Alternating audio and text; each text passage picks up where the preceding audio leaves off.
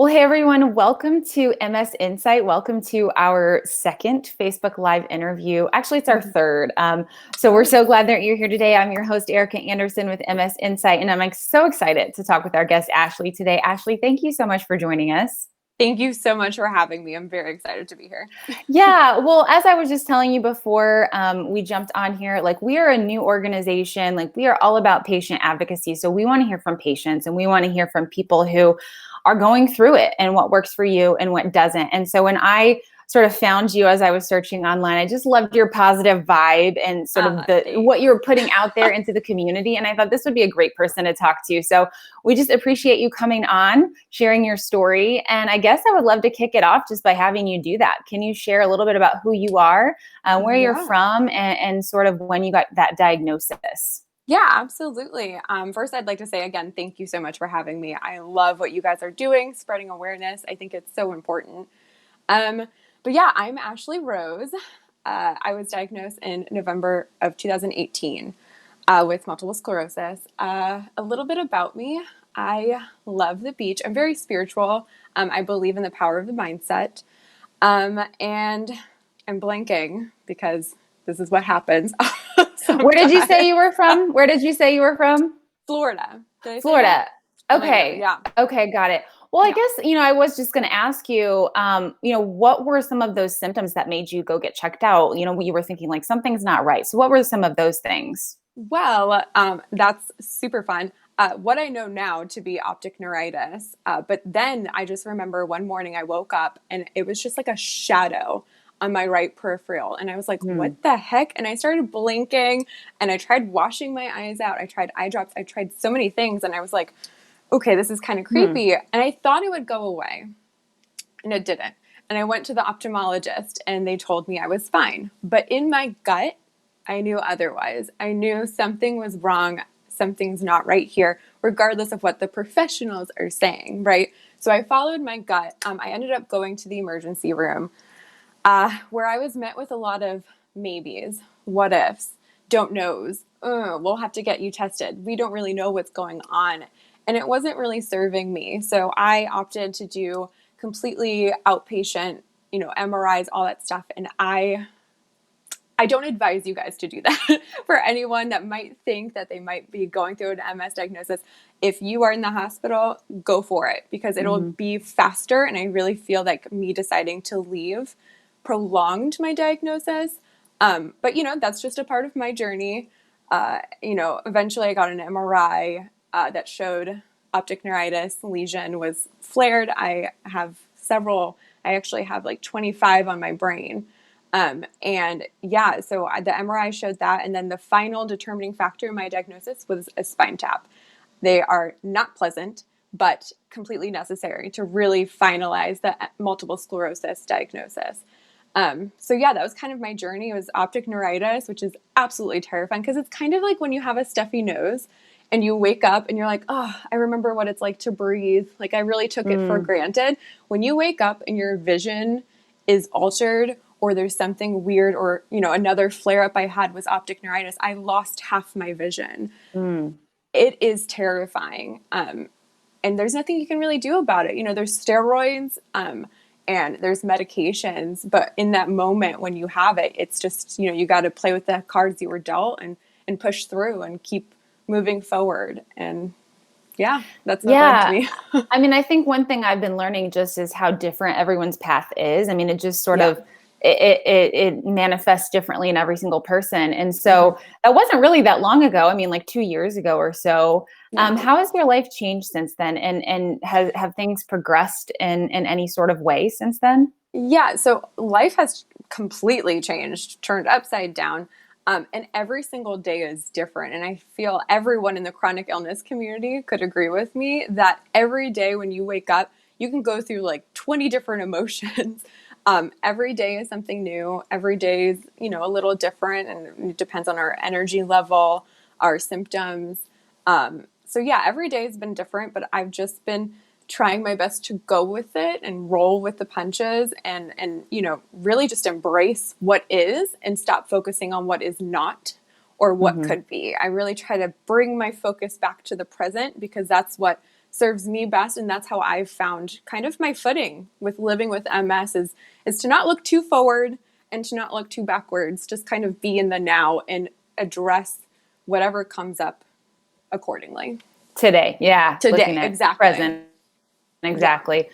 So what are some things that you've been doing, I mean, strategy wise or treatments that have helped you? Yeah. So I've done treatments. I'm on Lemtrada. I only did one round. So my second round will be in January. So far, so good, which is super exciting.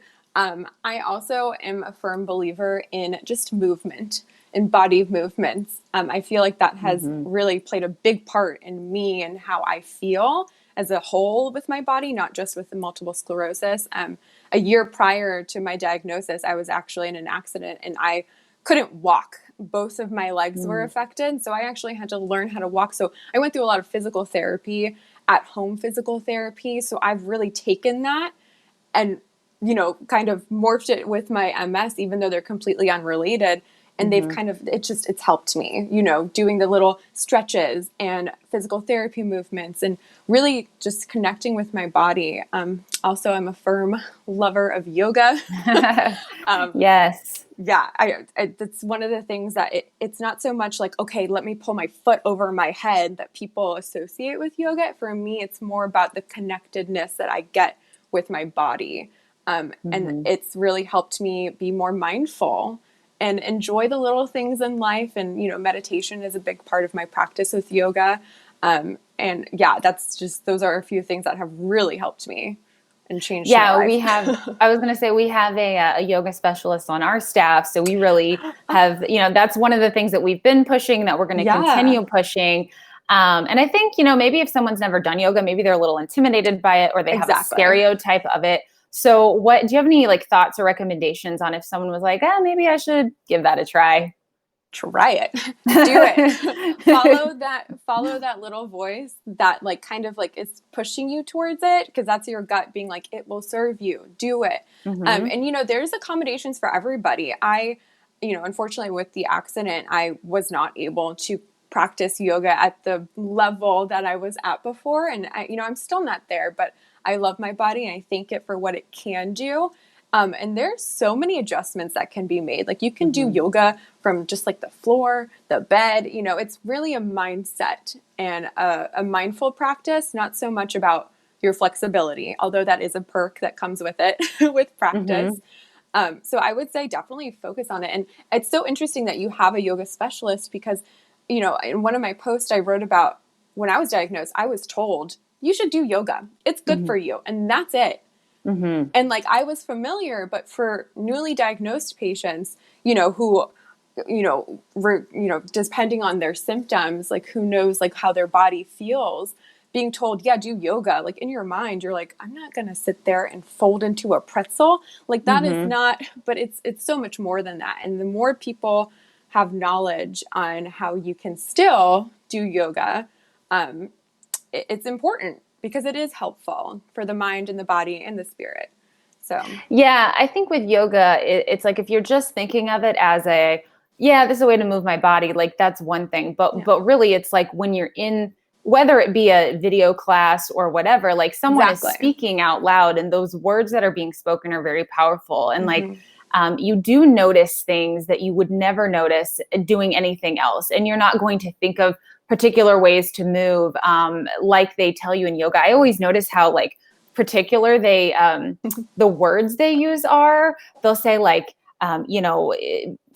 put your fingers on the ground you're I'm thinking, I can't think of the perfect example, but they say it so precisely to where you go, oh yeah, that makes sense. And it's almost like they're beautiful speaker, they're writing, but they're speaking these beautiful words in a way that you see your body in a way that you haven't seen it before. So I agree that it's that spiritual sort of mental element that is just as important as the movement element of it.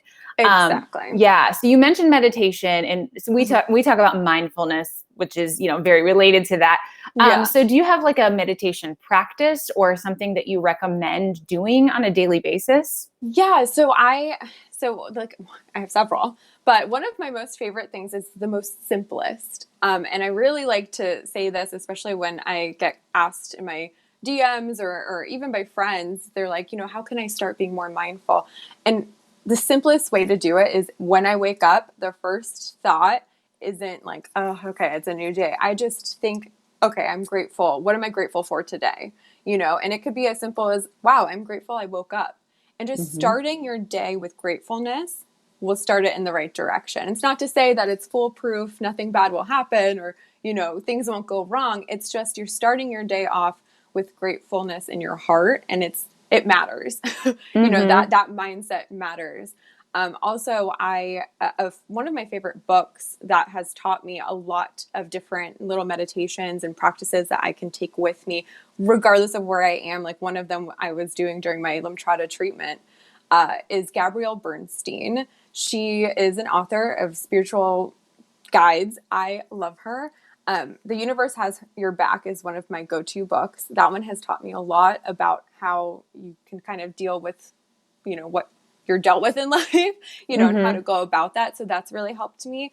But she has more, different practices than I could even I've articulate heard right so now. many good things about her. I was talking with someone else that I'm blanking on who it was, who was Mhm. just going on and said they had done one of her Yeah. workshops and classes, and I was And like, she does a this, lot of free workshops. That's yeah. like, it's really nice. Okay, Gabrielle Bernstein, everybody mark that down. Yes. Go look her up. Mark it down. I know she's big, but Yeah. She has, and the Miracles Now book is the book that has like over 100 different little, like just minor things. Like, and sometimes for me, I like to say a little mantra while doing this, and just that connection of like Mhm. putting my fingers together really brings me back into, like I was mentioning, now. My mind's not over there. It's not behind there. It's okay. Let me just breathe and deep breaths. I know it's so cheesy to be like, okay, don't tell me to freaking breathe. I don't want to breathe right now, but it Mhm. matters. So take those Yeah. deep breaths. Like that is very important. Yeah, it's that simple stuff. I mean, I was just doing that just now as you were as you were Yes. saying it, just because I was compelled to do it. But I think of things like the sensory stuff where you Mm-hmm. hear, like if you're in therapy for any anxiety or depression, like you might Mm-hmm. hear, okay, stop and like look at three things, like touch three things, Yeah. smell something, and find that sensoriness back to your body. Mm-hmm. It can get you out of like a very tough moment, I've Yeah. heard. Oh, um, I've practiced it. I can attest to it. Absolutely. It's a real thing. It's a grounding exercise. When we're anxious or scared or anything that kind of brings our energy up here, those grounding techniques of like, mentioning, okay, these are the colors I can see. This is what I smell like. Those things really ground us. And it's so important, especially when dealing with chronic illness, especially the multiple sclerosis. Yeah. Now, were you always a like positive thinker and a person that sort of lived your life this way, or was it the MS that sort of pushed you in this direction? A little bit of both. My mom has been battling autoimmune diseases her whole life. So I kind of grew up not completely sheltered from the world of chronic illness. And she's been such a motivation to me, especially when I was diagnosed. I went to her, obviously, and she helped kind of set my mindset straight. She was like, you fight. You have two options. One is to give up, and one is to fight. And I'm already going to take away the give up from you. Like, you can only fight. And I was like, okay. So I kind of grew up watching her, and knowing that like fighting is the way to go and it's possible and capable. And so, sorry, I blanked on the question. Oh, that's This okay. also No, happens a lot. no. Hey, that happens to me too. No, you're totally fine. Yeah. I think where we were going was just the positivity mindset. And I was going to Yes. ask you about, you've sort of developed this following Mm-hmm. online on Instagram, and you're really speaking to the community in a positive way. Like if you read some of your posts, it's just like a lot of positive energy. So what makes you want to be, in sort of the light in that way where you're out there talking with other people? Oh, absolutely. So just to touch base, because I did remember the question. Yeah, I was definitely spiritual beforehand, but MS kind of didn't, like, it kind of just solidified like you have no other way to go about this. You got to keep your head above water, and that's just keep moving forward and keep holding on to hope. So that's to answer that question. Yeah, um, yeah. and then back to Instagram and like why I do this. Yeah, I love what I do. And I'm going to be honest, when I was diagnosed, I took to social media because, well, that's the world we live in now. And I wanted to find somebody that I could resonate with, that I'm like, okay, they're doing okay. I can do okay too. And I found a few, but not enough. And it really was Mm-hmm. discouraging in that moment. And, I decided I have to be that person for others. And I want to be Mm-hmm. that person. I'm going to share my story because my voice matters. What I have to say matters. And here it is, world. And I think that's really served me well. And I love what I do. I love my community that I have there. We just support each other. And, often I'm getting more messages like, I was just diagnosed. I'm so happy I found you. You showed me that I'll be okay. And I think that that is the most rewarding Mm-hmm. thing ever, is just to know that I became what I needed for somebody else. And, kind of, I will continue because I want to squash the negative outlook, the negative Mm-hmm. mindset towards, okay, well, now I have a chronic illness. I'm going to give up. Like, that's not, Right. no. Like, it sucks. Let it suck. I'm a firm believer in feeling your feelings. I talk about it all the time. I have breakdowns all the time. Like, I'm not immune. Okay. I can be super positive. My Instagram looks all positive and rainbows. But I'm also, very honest. I've had breakdowns. Sometimes it gets too much. I need to step away. Whatever it is, I feel those feelings, but I don't stay there. I don't unpack Mm-hmm. there. I'm not like, okay, well, this is what it is now. I don't let myself stay there. I focus on the end goal. And, recently my husband and I were high school sweethearts, 10 years together. We got married last November, and, we want kids. And I, being on treatment, can't have kids right now, but that's okay because I need to focus on my health, get my vessel as healthy as possible before I can bring a child into this world. And that's what keeps me going. That's where, when I'm down there, like, and I'm sad and I'm broken and I feel like, oh my gosh, this is my life. Why? I just pull myself Mm-hmm. out like, no, I got to keep going because there's Yeah. purpose. There is reason for the season, like, Mm-hmm. and that's what really keeps me going and pushing forward. Do you find that, like, if you're talking with friends or family, that they found out you've got this diagnosis, do you feel people are confused about what it is? They don't know what it is Yeah, because I because they hear it don't. and they're like, "Wait, what is that?" I like the one of the major factors of multiple sclerosis is, it's an autoimmune disease, so it's invisible. Like, unless, Exactly. and you know disability wise, like, disabilities can be visible and also invisible. And I feel like that it's hard to wrap your head around, especially with multiple sclerosis, that, it's getting more awareness now, which I'm so grateful for. But really, not a lot of people know what it is unless you know somebody who has it or you have it yourself. Like, I didn't know what it was until I got it. And I was like, what is that? Okay, let me research it. Yeah. Um, so, yeah, I find that, it's incredibly confusing because I'll sit here and I'll say, yeah, I can't see half of your face. And they're like, what? And I look Yeah. You fine. look normal, right? Yeah. And I think that's, one of the hardest factors to get over too for a lot of MS warriors, is to say to your friends and family, like, you know what, I really can't today. I'm not feeling well, while they're looking at you. And sometimes they don't understand. And so it's really important. Something I like to advocate is, for us as MS warriors, we need to learn our disease. We need to know Mm-hmm. the ins and outs and kind of understand it. Not just the symptoms that are personally affecting us, but overall, because as we absorb more knowledge on our illness, we're able to communicate that to those around us and spread awareness. And I think that that is so powerful, and something that's really gotten me through it is, learning about MS and then being able to regurgitate that to my friends and family and help them understand. So if they have a question, I'm able to answer it. I'm not just like, I don't know. I know Mm-hmm. as much as you. And I think that that's really helped me with my friends and my family. Can you think of anything that you were surprised to learn about it or that you didn't know before? The whole thing. Yeah. Well, is there just anything? Oh, I didn't Like, realize that was everything. part of it, or Yeah. something like that. Yeah, no.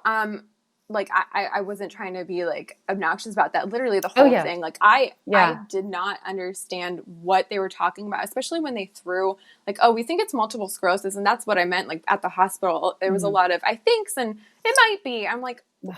I need to know, what are you talking Right. about? So, it's kind of like the whole invisible aspect was one of the main things that kind of got me, because I was like, what are you talking about? Like, I felt fine. And those were one of the, major, like, well, what are you talking about kind of things with it. And, one of the symptoms, I say optic neuritis is my diagnosing symptom, but like a month before I was, I had the vision problems. Whenever I would move my neck down, I felt a vibration down my spine. And I went to the chiropractor because, you're like, process of elimination. I think that has something to do with my spine. I'll go to the chiropractor. And he was like, yeah, you might have a pinched nerve. I was like, okay. And I wrote it off as a pinched nerve, but it's actually Lemiet's syndrome. So it's an MS symptom. And I had no clue. So it's interesting when you're diagnosed to kind of look back and, I don't recommend doing this to, forever, but it's kind of interesting to look back and be like, okay, so I guess that must be, a symptom of MS. Like, that's interesting. I didn't know that could be that, and that I had it, before. So I think that that's one of the most mind-blowing things about MS. Yeah, I would think looking back, I've heard that from other people, that just little things they didn't realize were connected, but looking back, you can see how it probably was connected. Yeah. And sorry, another thing that also really just got me was when I was first diagnosed, I was told I had 25 lesions on my brain alone. And that was terrifying. And how I felt and that number didn't connect for me. I was like, this doesn't make sense. And it just really goes to show that you could have 4 lesions and, get hit extremely hard with multiple sclerosis, or you can have 25. And it's like the number of lesions don't really matter. It's the placement that matters. And that's something that I've really learned throughout my journey, especially with my specialist. He pulls up my MRI and he's like, okay, this means this. And he kind of shows me the location and what it could mean and what could do. And I thought that was the most interesting part about MS was that it doesn't, the number, although terrifying, doesn't mean much. It's a placement that really matters. So. Okay. Yeah. That's really interesting. Now, sort of last question, but do you have what's a message you'd like to send to people just about MS? And what would you say to the community and maybe someone who is newly diagnosed? Maybe they heard this week. Like, what would you say to that person? You're not alone. You're going to be okay. There's a amazing community here among multiple sclerosis warriors. And it's not over. Okay. I too, when I was diagnosed, I thought my life was over. I felt that feeling. I know where you're coming from, but it is not over for you. And the same goes for somebody just diagnosed or somebody diagnosed 20 years ago. Like, first of all, if you were diagnosed 20 years ago, you deserve like an award, a medal. I don't know.